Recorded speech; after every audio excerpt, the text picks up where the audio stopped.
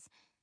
McCall peered down the buildings, glimpsing slivers of the opposing shore, the Vancouver city skyline glistening against the choppy water.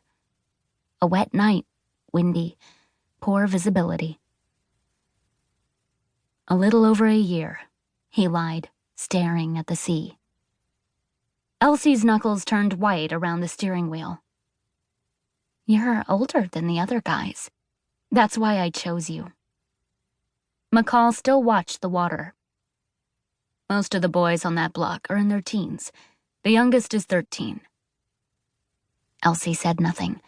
The car did not slow. Georgia Street curved right, swinging into Stanley Park.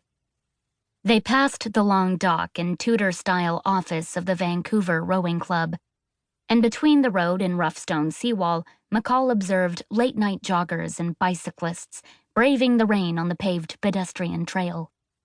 Beyond them, across the harbor, the full expanse of the downtown core perched like a neon gem on the water's edge, trailing light against the waves. Elsie drove past the first parking lot, but edged into the second. 8 totem poles filled the border of a landscaped garden, which was nothing but shadows in the evening dark. 10 o'clock at night, and the parking lot was mostly empty. McCall saw a few steamy windows. Elsie parked the car in the most isolated spot, near the totems. McCall sat quietly, waiting, staring at the sea. The engine ticked. Rain pattered against the windshield. I don't know if I can go through with this, Elsie said. All right, McCall replied, though her feelings changed nothing. Elsie let go of the steering wheel and stared at him. He stared back. She could not hold his gaze and ducked her chin, brushing long hair out of her face. I'm sorry, she mumbled, and then, softer, why do you do this? Why did you? McCall wondered, but stayed silent. He did not want to know this woman. He did not want to be her friend. He did not want to understand what kind of pain would drive someone like her to risk life and limb to pick a stranger off the street and pay for sex. A death wish? A kind of suicide watch? Only slower, harsher. Michael? Elsie whispered, hesitantly.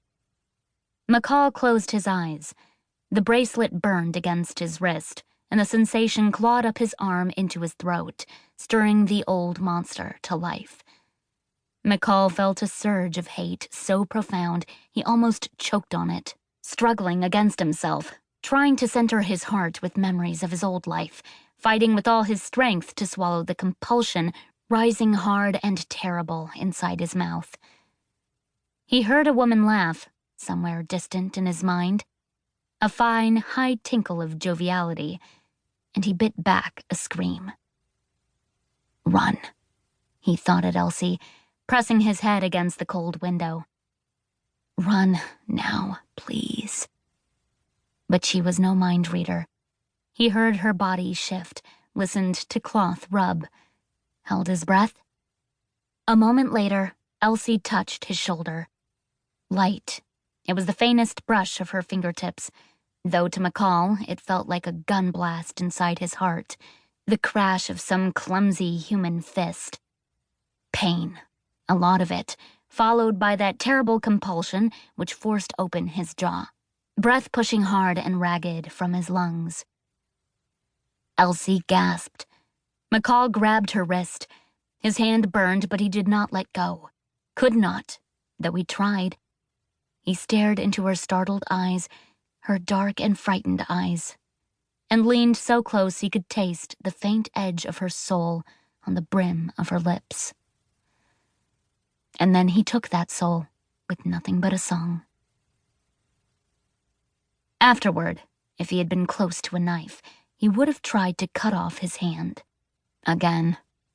A hard slash to the wrist, right above the bracelet. Futile, a poor man's defiance, but all he had. Instead, McCall sat and held Elsie in his arms, suffering through the pain of her touch. Because he understood now, though he wished otherwise, he saw inside her head years of abuse.